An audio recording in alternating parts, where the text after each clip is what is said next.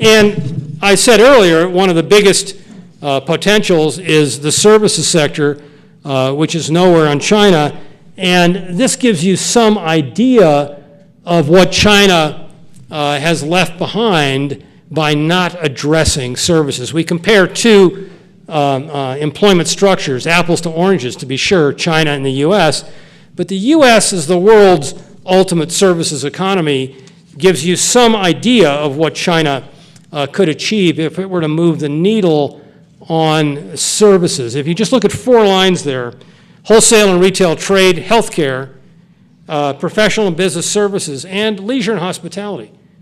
America today employs 47 million more people than the Chinese do. This is a big, big deal and a potential for China that I think will be a clear element of focus in the years ahead.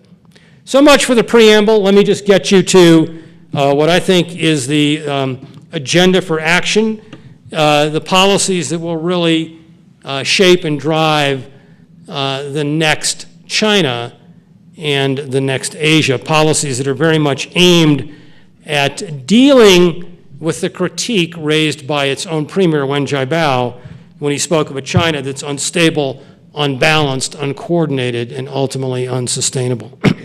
China, as you know, operates on the basis of a 5-year planning cycle.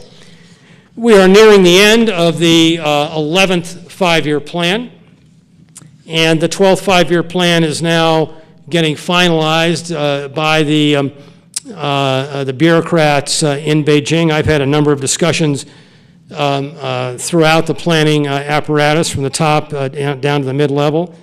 And this is what I think is going to shape and drive the agenda. And this is a plan that's going to be, again, implemented early next year. So this is not a long-tailed discussion. This is the here and now of the next China. There'll be 3 goals very much focused on moving to a consumer-led economy. 1, deal with the income inequalities that are the major impediment to the harmonious society. 2, deal with new sources of job creation that help the Chinese with their daunting labor absorption problem. And 3, deal with the fear, the precautionary saving that's inhibiting a more broad-based commitment to discretionary spending by Chinese families.